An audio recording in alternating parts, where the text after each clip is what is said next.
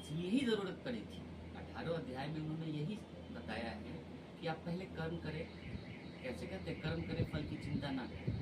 बहुत लोग फल की त्वरित चिंता करने लगते हैं कि अभी मैंने ये किया, मुझे तुरंत फल मिलना चाहिए। कैसे होगा? वृक्ष लगाएंगे तो बड़ा होगा थोड़ा, फिर फल देगा ना। तो अगर आप कर्म अच्छे करेंगे तो फल, अगर उसमें वृक्ष लगा दिया और पानी नहीं डालेंगे तो फल कहाँ से लगेगा? वो तो सूखना शुरू हो जाएगा।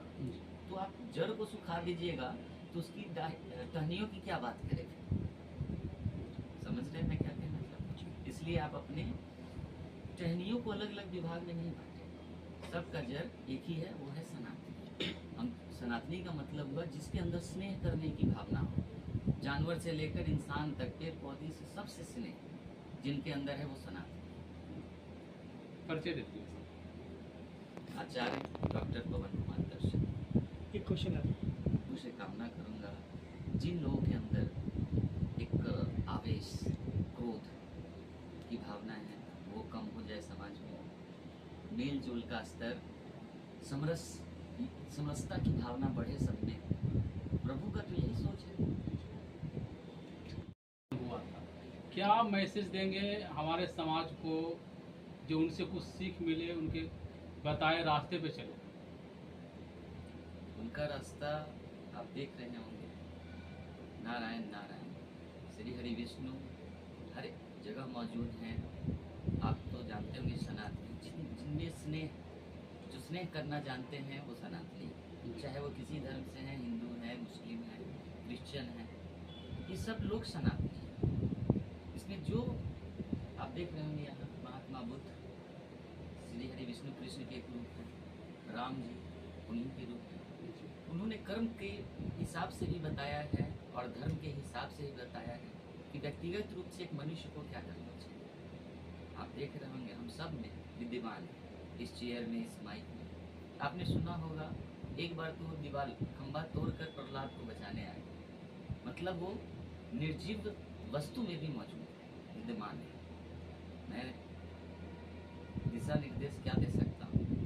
जो जैसा साधते हैं वैसा वो प्राप्त करते हैं, जैसे को ऐसा। आप देख सकते हैं यहाँ श्री हरि विष्णु शेषनाग पे विद्यमान है, माँ लक्ष्मी उनका पैर दबा रही है, ब्रह्मा जी उनकी नाभि से उत्पन्न है, सृष्टि के रचयिता।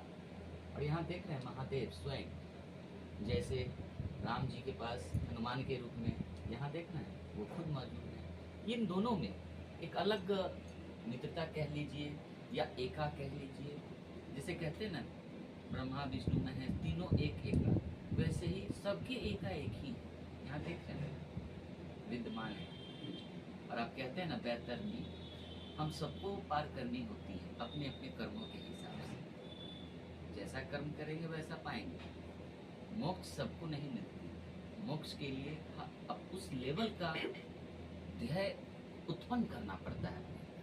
तो मैं यहाँ सबको आज के डेट में, आज प्रभु की आज दिन है, उनका तो हर दिन होता है, मैं संदेश देना चाहूँगा सब लोग मिलजुल कर रहें, एक साथ रहें। यही उनका एक संदेश है। नारायण नारायण। आपने मोक्ष की बातें की, इंसान को क्या ऐसा कर्म में क्या कुछ ऐसा सुधार करना चाहिए जिससे मोक्ष की प्राप्ति हो?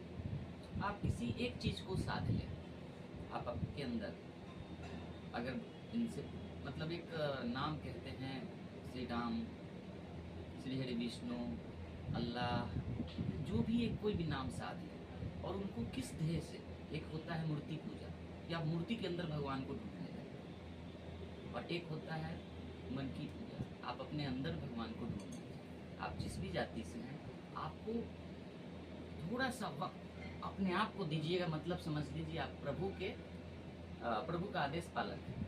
आप अपने आप को सुधार लेते हैं। विवेकानंद ने क्या कहा था, आप देख सकते हैं विवेकानंद, इन्होंने बोला आप देश को सुधारने की जरूरत नहीं है, आप अगर अपने व्यक्तिगत तौर पे अपने आप को सुधार लेते हैं। ऐसे ही विभिन्न जितने भी जाति समाज व्यक्तिगत, जैसे मुंडे मतिरगुंडे कहते हैं, कहीं ना कहीं साधना एक जगह साध लीजिए। आप जितना करीब साधने का कोशिश करेंगे, प्रयास करेंगे, उस हद तक आप पहुंच जाएंगे, उस लेवल की आपकी मोक्ष की प्राप्ति मतलब मोह माया निंदा निंदा ये सब चीज त्यागना होता है।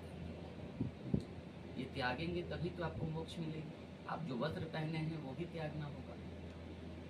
लोग कहते हैं कि मरते समय गौ बैतरनी करने के लिए गौ का पूंछ पकड़ लीजिए और तो आसानी से पार कर जाए। तो मरने के बाद क्यों? आप जीते जी क्यों ऐसा नहीं कर लेते हैं जो मरने के वक्त का इंतजार करते हैं? आप प्रभु को याद अंत समय में क्यों करते हैं जब बुरा वक्त होता है? जब अच्छा वक्त होता है उस समय क्यों नहीं याद करते? सर, श्री कृष्ण हरि के रूप थे, नारायण के रूप में थे, लेकिन यहाँ पे समाज कुछ लोग है जो जाति धर्म वर्ग में बांट दिया है।